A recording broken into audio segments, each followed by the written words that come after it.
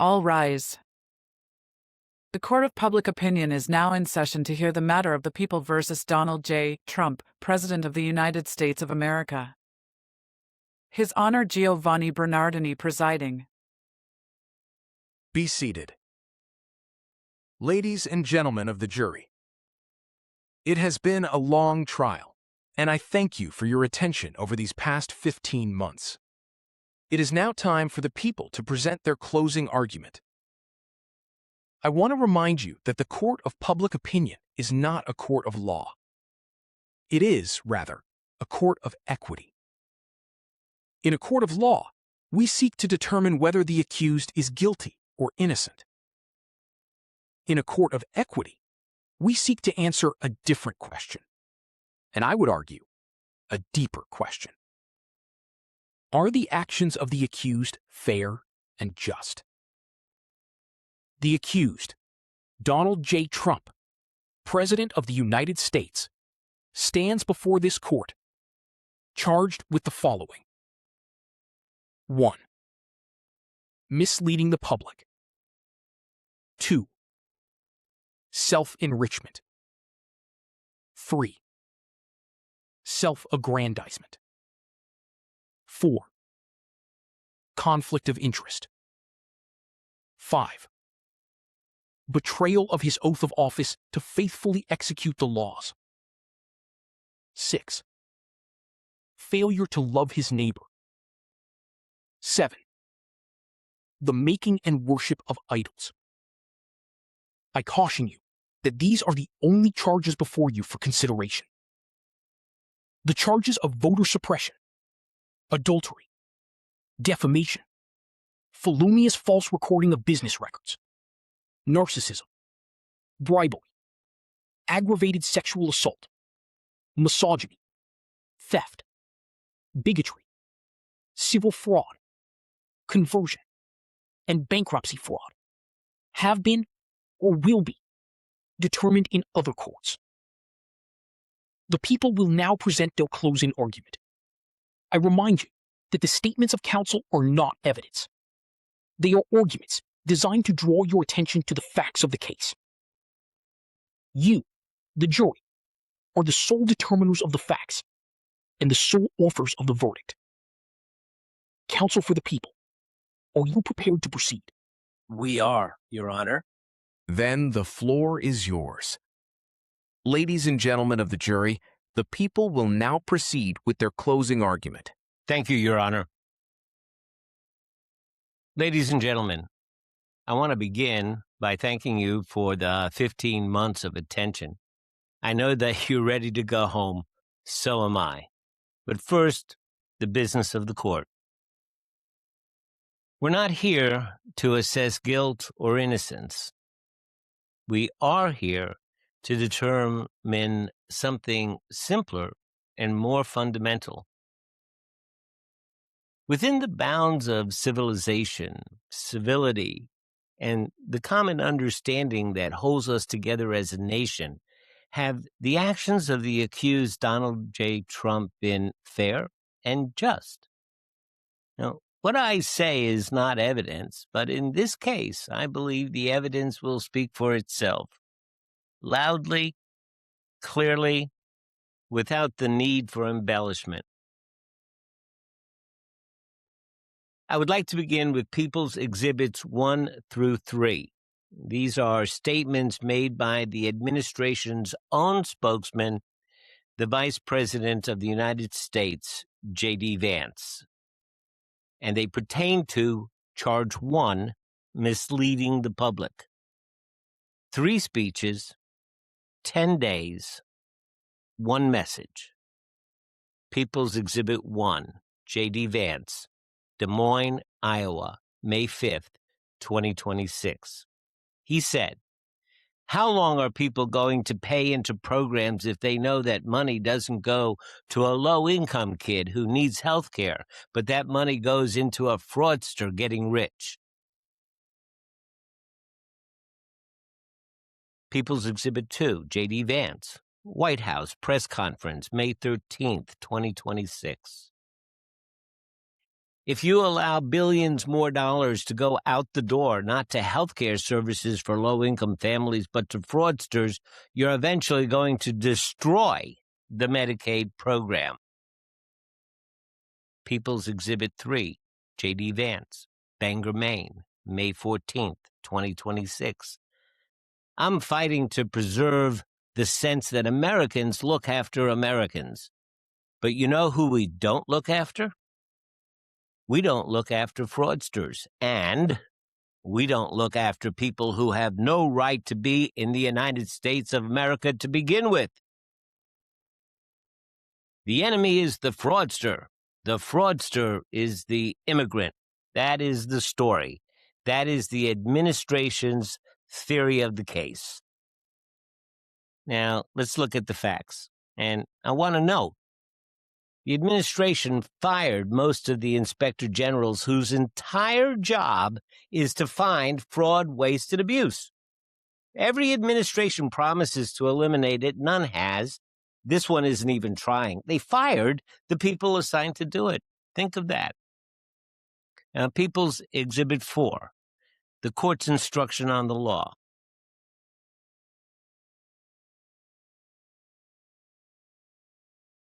So before we examine the evidence, we must establish the meaning of terms, because in this proceeding, words have been used as weapons. The administration cites the improper payment rate in SNAP and Medicaid as evidence of fraud. It is not fraud. The government's own agencies say so. Fraud is the intentional deception. It's knowingly illegal. Difference is improper payments are paperwork errors, clerical mistakes, overpayments and underpayments, and other errors, not a measure of fraud. The government says so in writing.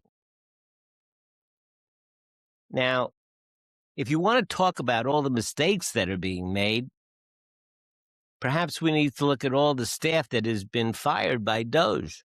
We want to ask Mr. Vance how he expects to run an effective program from offices filled with empty desks. But, hey, that's for another day. People's Exhibit 5. Let's take a look at the real numbers, the program size, actual fraud, and the immigrant myth.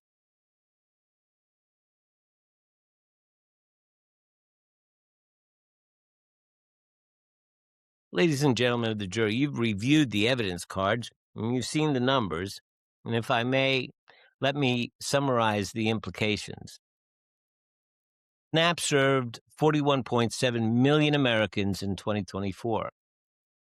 $100 billion, which comes down to $6 a day per person to buy food.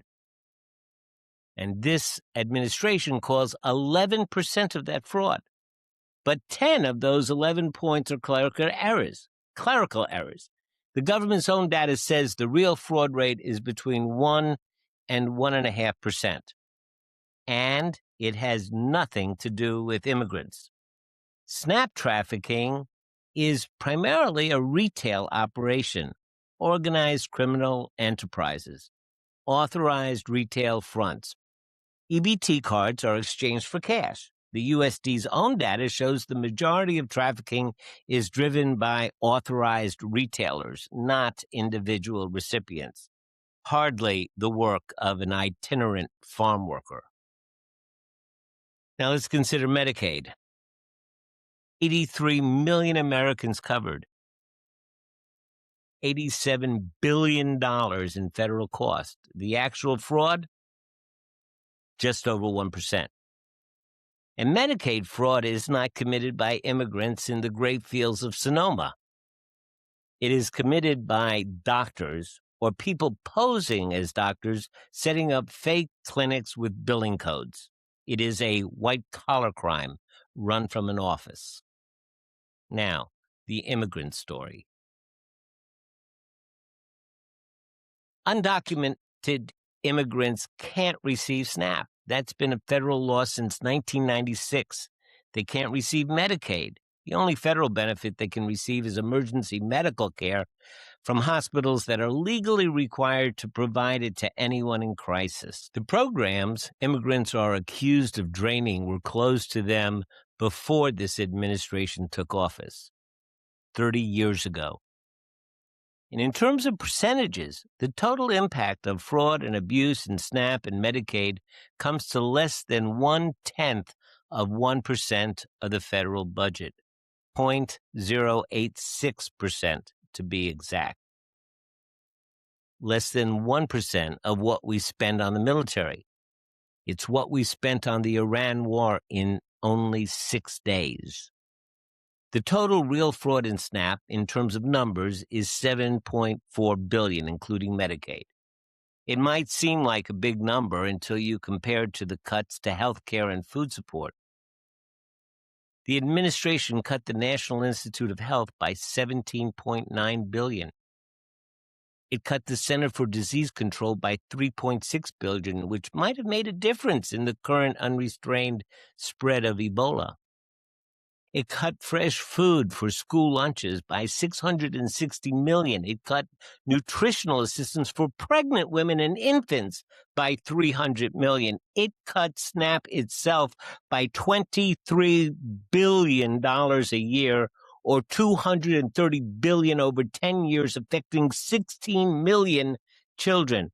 Every one of those cuts exceeds or vastly exceeds the fraud they claim to be fighting. Every one of those cuts exceeds or vastly exceeds the fraud they claim is taking food out of the mouths of Americans and destroying our healthcare system. They want you to look at their fraud story. They don't want you to look at the cuts. Now, come on. Give me a break. This accusation is not a policy argument. It's a story, and the story is false. Oh, I almost forgot. Just one more thing, Mr. Vance. Now, you told the audience in Iowa that you're fighting to protect these programs for Americans, for the people who deserve to be here. And you told the audience in Maine that you don't look after people who have no right to be in this country. So let me show you what those people actually contributed to this country in a single year. $96.7 billion in federal, state, and local taxes in 1 year. And $25.7 billion of that went into the Social Security Fund that they will never collect. $6.4 billion went into Medicare that they cannot use. In 40 states, they paid higher tax rates than the top 1% of households. And when they overpaid, no refund, because the law won't allow it. They contribute 13 times more than the total fraud they're accused of committing to programs they are legally barred from using, without even the right to get their overpayment back. You know, if you went after the real fraudsters, the retailers, the doctors, and the few unscrupulous slumlord employers who do hire off the books so they don't have to pay taxes, if you spend half the time going after them as you spend sending ICE into blue states and cities, you might actually solve the problem. But then you would lose your boogeyman. As I said, come on, give me a break. Charges 2, 3, and 4, self-enrichment, self-aggrandizement, and conflict of interest. I'm not going to walk you through a list. It's a long list, so I ask for your patience. It is the length of the list itself that is my argument. People's Exhibit 6, the White House East Wing Ballroom, up to $1.4 billion. Gold chandeliers, gilded ceilings, no required approvals. Trump promised that the cost of $200 to $400 million would be paid by private donations. Then Trump asked for and got $1 billion more into an ICE funding bill labeled security. They try to say 80% was for a bunker and security underneath, even though the White House already has a bunker and security underneath. So our total public exposure, up to $1.4 billion. That would buy a lot of school lunches. The number keeps moving. The war room does not. People's Exhibit 7, the White House Rose Garden, cost undisclosed. Commissioned by Jacqueline Kennedy in 1962, paved over with concrete in August 2025. Replaced with a stone patio resembling Mar-a-Lago. The president's explanation? The grass was inconvenient for women in high heels. Now it is complete with tables and umbrellas where the press corps used to stand. A federal lawsuit was filed for bypassing the National Historic Preservation Act, but Trump built it anyway. People's Exhibit 8, the Lincoln Memorial Reflecting Pool, $13.1 million. The contract was given out to resurface it in a color Trump named American flag blue, not understanding that the purpose of the reflecting pool was to say dark to reflect. His cost promise, $1.8 million, but the actual no-bid contract, which was awarded to a company with zero federal contracting history because Trump said, I got a guy, came to $13.1 million. And why was there a no-bid contract given out? Well, it was to get ready for the nation's 250th birthday.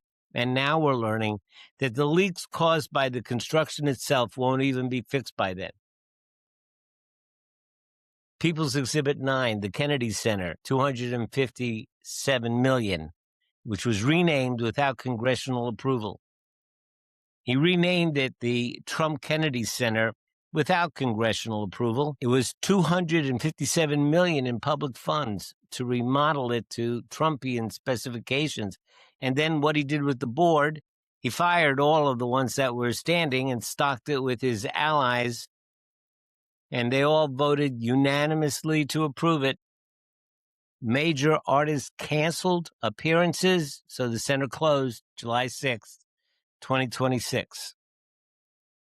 People's Exhibit 10, the Arc de Trump, $15 million allocated. The total cost has been undisclosed. This is going to be a 250-foot triumphal arc modeled on the Arc de Triomphe. Trump returned from a state visit to France and decided that, hey, I like that one. We ought to have one. So this is going to be built across from the Lincoln Memorial. 250 feet high. It's going to be more than twice the height of the Lincoln Memorial. When Trump was asked who the arch was for, he replied, me. It's going to be beautiful. Now, the federal funds that have already been allocated are $15 million, but that's just for developmental expenses. We have no idea what the eventual cost is going to be, but the construction is planned for the summer of 2026, which is right around the corner. People's Exhibit 11, Trump's likeness on American currency, an unprecedented first. His signature, imagine, his signature on every paper bill. This is the first time in American history a sitting president's name appears on a dollar bill. And then there's going to be a new dollar coin bearing his likeness, including one design which is based on his 2023 criminal mugshot. The senators introduced legislation to stop it. One said, while monarchs put their faces on coins, America has never had and never will have a king. The legislation has not passed, so the coins are proceeding. People's Exhibit 12, the military parade, $30 to $45 million. June 14th, 2025, the president's birthday. Tanks on Constitution Avenue. Cost $30 to $45 million and a lot of time from our good men in service, plus $16 million to repair the streets that the tanks tore up. Trump called the cost peanuts. Imagine, the same amount would have covered Washington, D.C.'s entire college tuition assistance program, but that program was eliminated. The parade was not. People's Exhibit 13, banners, flagpoles, and the branding of America. Giant portrait banners covering 3 stories of the Department of Labor with his face, the Department of Justice, the Department of Agriculture. Large banners covering his face. His face now appears in every federal building, on American coins and currency, and every American passport, with a proposed $10 billion federal beautification program. You know, previous presidents confined their portraits to frames in post offices. They thought putting your face on federal buildings while in office looked arrogant. Think about it. A giant banner with Trump's face covering a facade of the Department of Justice building. He might as well be Big Brother from 1984. He might as well say, I own this. People's Exhibit 14, presidential golf, $110 million in 2025, $300 million projected. 88 visits to his own golf clubs in 2025 alone. His own golf clubs, 1 day in every 4 at a golf course. Every trip, taxpayer money for security and travel paid directly to his private businesses. Estimated 2025 cost $110 million. Projected 4-year total over $300 million. All routed to properties the president owns. Now, he criticized Obama for golfing. He promised that he wouldn't have the time, but he golfs at nearly 3 times Obama's pace. People's Exhibit 15, Mar-a-Lago security, $240,000 a day, 129 visits, $240,000 a day, 129 visits to his own properties. Federal agencies pay security bills directly to Trump-owned businesses. The president is his own landlord. The tenant is the American taxpayer. People's Exhibit 16, the Qatar Air Force One, $934 million from America's Nuclear Defense Fund. Qatar gifted the president a $400 million luxury 747, and he accepted it. Now, the Pentagon transferred $934 million from the Nuclear Missile Modernization Fund to retrofit the plane. When he leaves office, the plane goes to his presidential library. You paid for his trophy.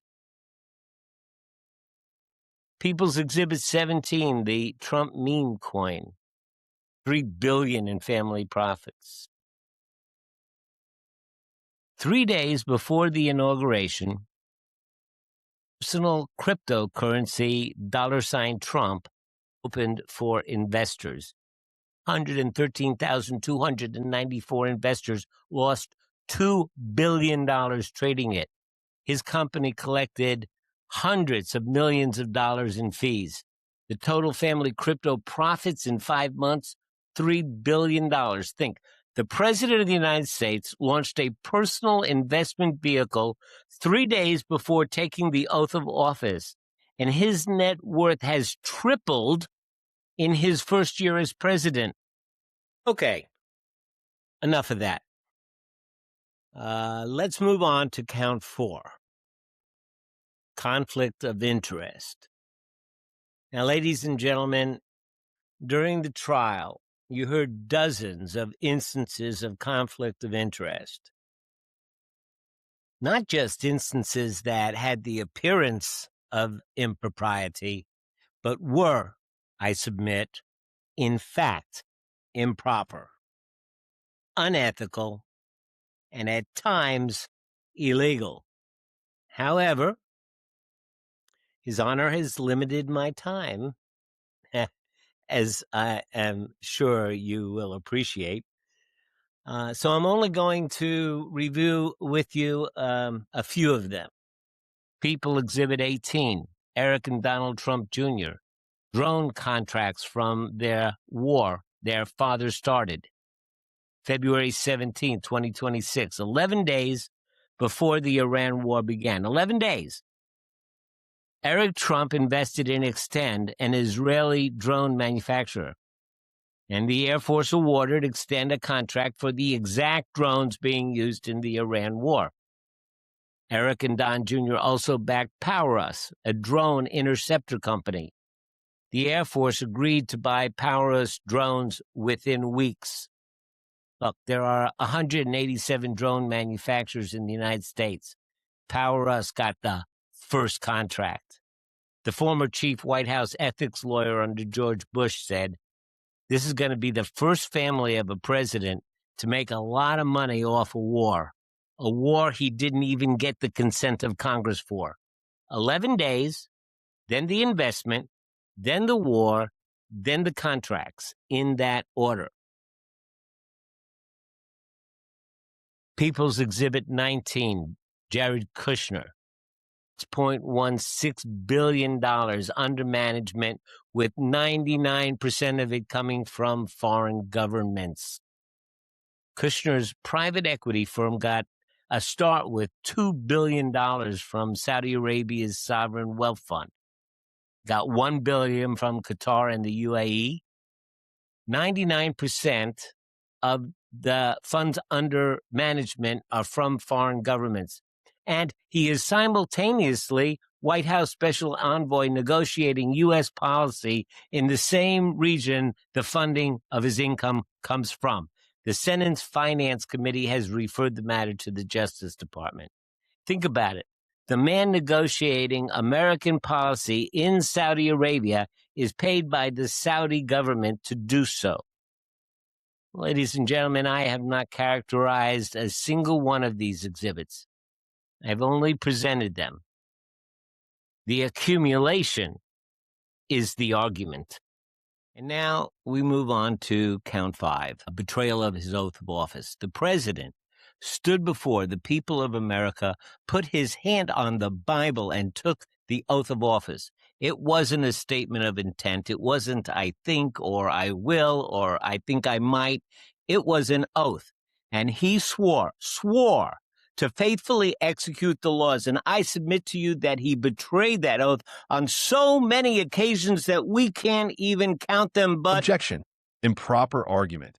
Your Honor, counsel is arguing from facts, not in evidence. Counsel, can you cite me to any introduced evidence that you are referring to? Then the objection is sustained. Counsel, let's keep a check on your emotions. Ladies and gentlemen of the jury, you will disregard the last statements of counsel. ladies and gentlemen, I apologize. Let me continue. I submit to you that he betrayed that oath. We come now to 3 of the most consequential exhibits in this proceeding. The first 2 concern what was spent, and the third concerns the law that governs how it may be spent. So, People's Exhibit 20, Operation Midnight Hammer, costing $2 to $2.3 billion without congressional authorization. June 2025, U.S. military strikes on Iran's nuclear facilities. Cost $2 to $2.3 billion. Congressional authorization, there was none. Prior consultation with Congress, there was none. The administration acted unilaterally. People's Exhibit 21, Operation Epic Fury, $25 billion to $1 trillion. Again, no congressional vote. February 28, 2026, the United States entered the broader Iran war. The cost of the first 12 days, $16.5 billion. The Pentagon total estimate, $25 billion, but independent economists are putting the price tag more likely at $630 billion to $1 trillion. Did Congress vote to authorize it? No, they did not. Now, ladies and gentlemen, I will tell you that the president is entitled to take action when he says there is imminent harm or an imminent threat to the country. And again, he has been charged with misleading the people. Many folks say that the threat that Iran posed was not imminent. However, in presidential discretion, let's give him the benefit of the doubt for that. But he did have to report to Congress within 60 days, according to the War Powers Act. And at that point, Congress has to approve the funding for this adventure. The War Powers Act deadline of 60 days came and went. The administration had an explanation. They said the clock paused during a ceasefire. That's not in the law, and Republican Senator Todd Young responded to that. He said, which ceasefire? Does it count if they don't cease firing? The president's sons were invested in drone companies with active Pentagon contracts throughout this whole thing. But, we're going to get to that later in the conflict of interest charge. Let's look at People's Exhibit 22, the law that the administration was required to follow according to their oath, according to its oath. Article 1, Section 9, Clause 7 of the United States Constitution states clearly, non-ambiguously, that no money shall be drawn from the Treasury but in consequence of appropriations made by law. Congress holds the power of the purse. The Purpose Statute, 31 U.S.C. Section 1301 sub A, says, appropriation shall be applied only to the objects for which the appropriations were made. This is not a suggestion. It is the law. The Impoundment Control Act of 1974 was passed specifically to stop a president from doing what this administration is doing. Nixon tried it, and Congress wrote a law against it. It's called impoundment, and the law is being ignored. The Qatar plane retrofit, which we'll get to in Exhibit 16, took $934 million from the Nuclear Missile Fund. The Nuclear Missile Fund, Congress had appropriated nearly $1 trillion for that purpose, and it was spent instead on removing embedded spy equipment and adding presidential-level enhancements to a plane that's going to become a trophy in the Trump Presidential Library. The Anti-Weaponization Fund, which we'll get to in Exhibit 27. The administration took, without a congressional vote, $1.776 billion from the Treasury that was appropriated to pay judgments to create a fund to pay people like the January 6 insurrectionists and seditionists, or anyone else that claims to have been treated unfairly by the justice system. I wonder if that would also include James Comey, Letitia James, Adam Schiff, Lisa Cook, John Brennan, James Clapper, John Bolton, Chris Krebs, Georgia Ford, and others prosecuted by this administration and dismissed. The oath requires faithful execution of the laws. These facts are not in dispute. Excuse me, Your Honor. I have a note from the jury. Thank you. Counsel, it appears the jury has requested a short break to freshen up, and I wouldn't mind stretching a bit either. Ladies and gentlemen of the jury, we are going to take a short break. The bailiff will escort you into the jury deliberation room. I caution you not to read or listen to any reports of this case, or discuss it among yourselves. We will return in, say, 15 minutes. The court of public opinion is now in recess.